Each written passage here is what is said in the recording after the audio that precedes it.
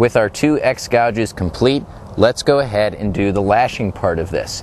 So as I mentioned in the beginning of the video, this technique is very conservative of resources.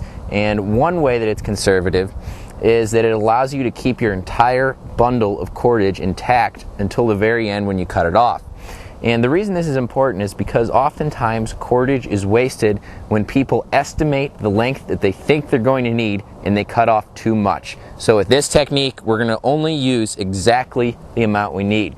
It starts by taking a little bit of working end of your cordage, give yourself a good length to work with, and we're going to tie that clove hitch that I showed you how to do a moment ago. Right over left, right behind left. Now I'm going to slip those 2 loops down over one of my sticks, and I'm going to cinch them tight just below one of my X notches. Go ahead and give it a good tug. I've left myself a good 5-inch tail here. You don't really need that much, but it's going to make it for an effective lashing.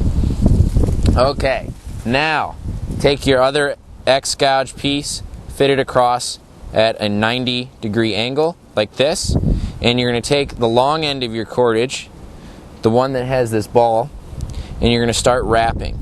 And you're going to go across each piece of wood at a 90-degree angle with the cordage. And I would recommend getting a good 2 to 3 passes with this. Give yourself some working room with your bundle of twine. And now on each pass, once you get the first one done, go ahead and pull this tight the entire time.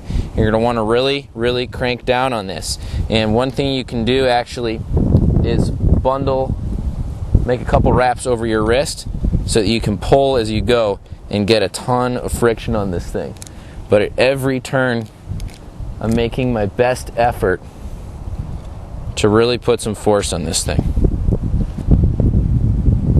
And actually, it's already tightening up quite well. I'm going to give it one more pass here.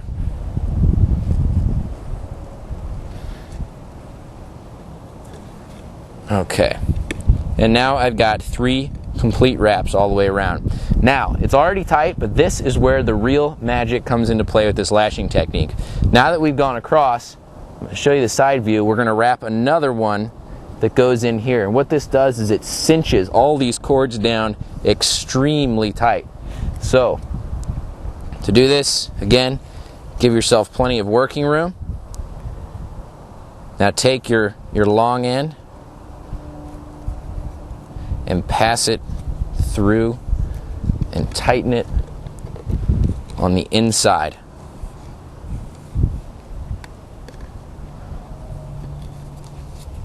Pull it really tight, and you will actually be able to feel those cords cinching together.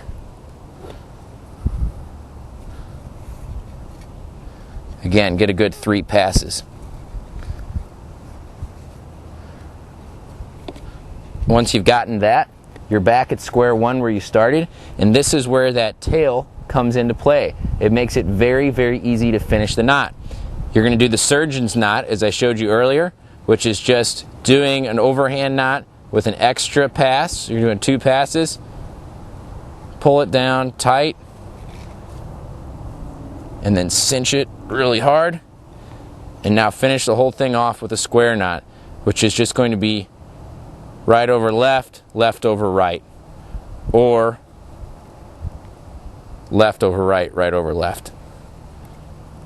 Okay, now our lashing is complete. This thing is held together very strongly. I can hardly even bend it, and that's with natural cord. Last thing to do is to snip our ends.